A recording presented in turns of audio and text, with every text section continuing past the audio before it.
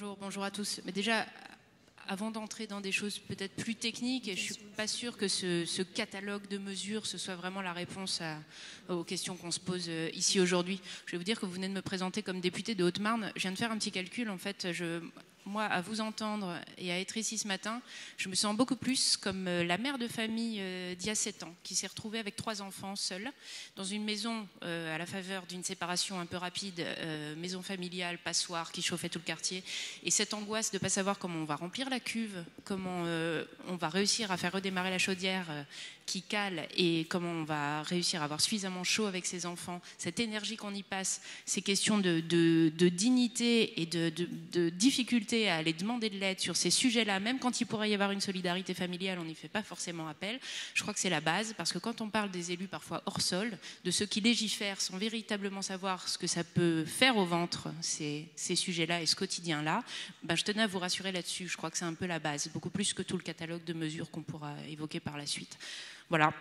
Donc hors sol, donc le parisianisme et les mesures qui ne seraient pas proches du quotidien, je crois que voilà, député de Haute-Marne, je peux vous dire qu'on sait très bien ça. Ça rejoint les questions aussi de mobilité, parce qu'on parle beaucoup de performance énergétique, mais les questions d'exclusion énergétique, elles reposent aussi sur la mobilité. C'est ce qu'on essaye de traiter au sein de la LOM actuellement. Les questions sociales, on l'a vu, et effectivement, c'est public cible. Je crois que ça nous amène assez vite sur la question de l'évaluation et parfois de la réévaluation des dispositifs qui existent ou restent à préciser. Et là-dessus, je rebondis tout de suite sur cette mesure phare qui a pu être attendue. On en a beaucoup discuté dans le cadre de la loi climat-énergie assez récemment.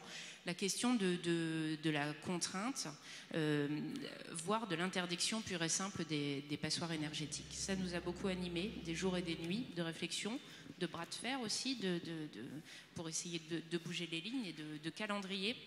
La séquence qui a été retenue entre inciter et contraindre, elle nous a semblé effectivement équilibrée, dans le sens où il faut quand même savoir, et vous le savez, j'en suis sûre, que interdire aujourd'hui les passoires énergétiques, ça voulait dire sortir 47% des logements du parc locatif privé du jour au lendemain. Ce qui peut poser quelques problèmes. Et moi, j'entends, même si évidemment, je suis parmi les premières à pousser pour qu'on soit ferme et rapidement ferme sur ces types de locations. Je comprends aussi Julien Denormandie qui se trouve face à ces injonctions. D'un côté, en zone tendue, on lui demande de sortir tant de logements neufs. De l'autre, on lui demande d'en rénover autant et de fournir les moyens de la rénovation énergétique. À un moment, les contraintes budgétaires, on les connaît tous.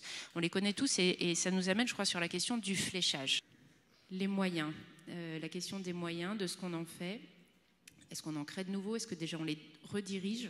Donc cette question de l'évaluation des dispositifs qui est faite, des publics cibles et vraiment de l'efficacité de ce qu'on a à portée de main. Je ne vous parle même pas des questions de communication, d'information, de savoir où trouver les possibles et les aides suffisantes. Cette question de l'acceptabilité d'éventuelles nouvelles taxes, de la question de la taxe carbone, on l'a vu au travers des gilets jaunes.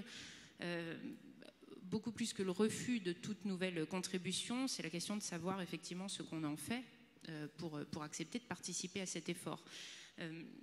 C'est un gros travail. Et au sein de l'Assemblée, je peux vous dire qu'on retisse des liens avec... moi, je fais partie de la commission développement durable et aménagement du territoire. La commission des finances, je peux vous assurer que les clichés qui demeurent ne sont pas usurpés.